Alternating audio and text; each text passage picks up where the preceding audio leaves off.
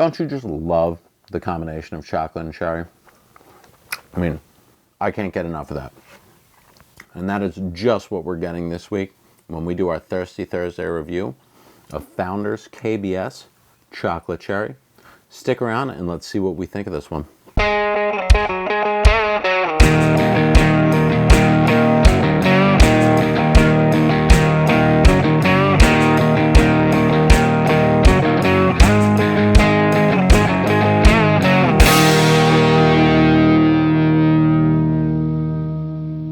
All right, so that was one of my favorite shoots that I've done so far for Hopped Up Shots.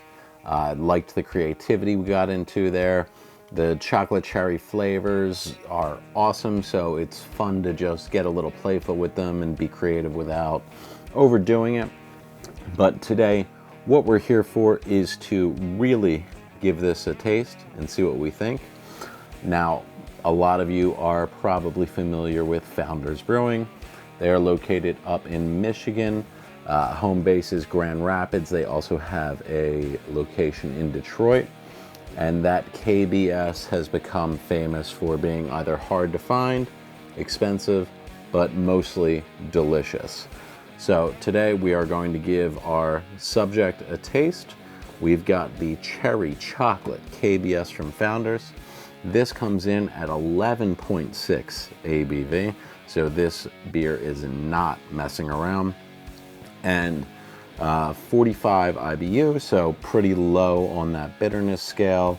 I'm expecting it to just be that little bit of chocolate coming through, or chocolate, coffee, whatever you want to go with, and see how that goes. But let's get these cherries out of the way as much as I'm enjoying them. Let's get our stout glass into position and crack this open and see what we think. Chocolate Cherry KBS Imperial Stout, aged in bourbon barrels from Founders Brewing. I think this is the first bottle we've done on Hopped Up Shots, so we finally get to break out our really heavy duty bottle opener. Just listen to this. This is from Line of Trade. It's a pretty badass piece of artillery here to crack open your beers. Anyway, let's go ahead and crack this open. Nice. Keep that cap right there. Put our bottle opener. We've got our stout glass.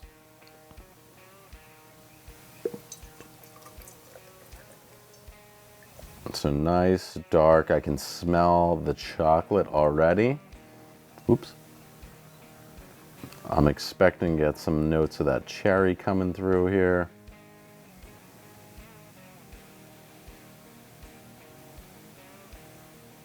Nice foamy, frothy head.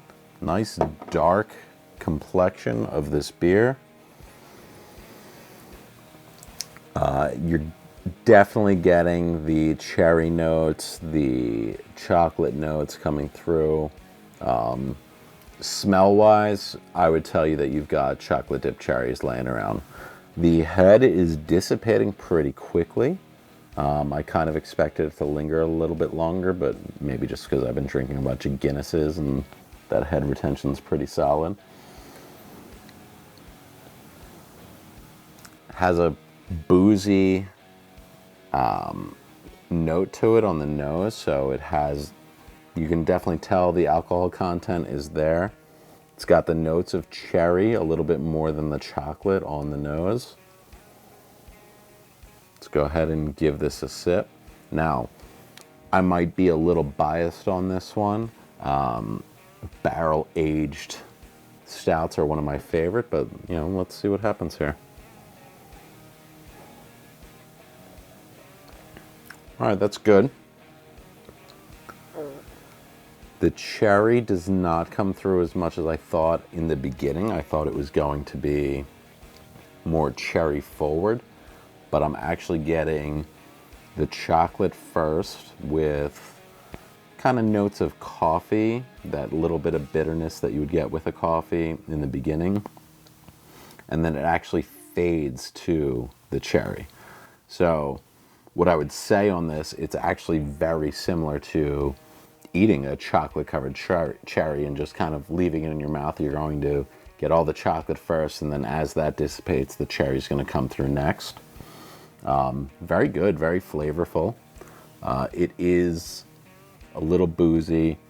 You're getting that bourbon hint on the nose, so it's not shy in that regards, which I wouldn't expect it to be at 11.6 and being of the KBS line, but it's very good.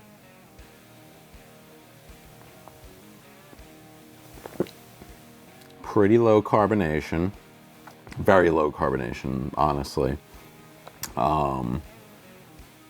It lingers on the tongue nice, so the finish takes a little while to go through that chocolate, coffee to the cherry.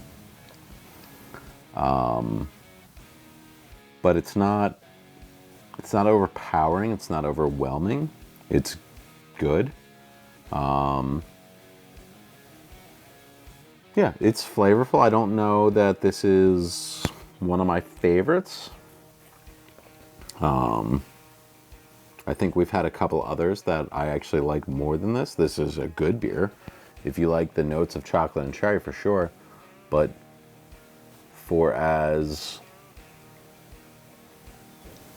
simple and straightforward as the explanation is of what it is, that's all you're really getting. There's not a lot of complex flavor there.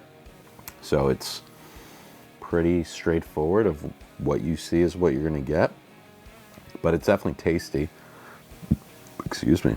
I'm not going to drink, probably not going to drink more than one of these. Not that it's bad, but the drinkability is low. I'm going to enjoy this one. It's good. But I'm probably not going to have a second one right after it. I'm not going to order a second one in a row at the bar. This is a after dinner with dessert, late at night type of beer. Good though. Nothing wrong with it. I don't want that to be misconstrued as a negative comment. Well, let's get to it. I'm going to call this like a 7.2, 7.3. It's good. I would drink it again, but like I said, I'm not going to drink it back to back. One of the things that ranks beers higher and higher on my list is, can I just keep drinking them? Or was that good enough to drink it right again? And yeah, it's good, but this doesn't call for me to order a second one because it was that good. Yeah, no, good beer. Founders is known for making great beers, and this is a really good beer.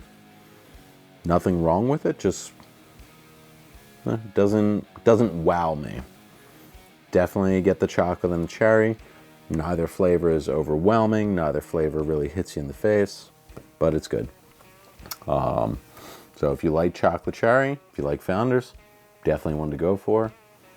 I'm not going to say no to one of these, but I'm not going out of my way to find it either. 7.2, that's a good score.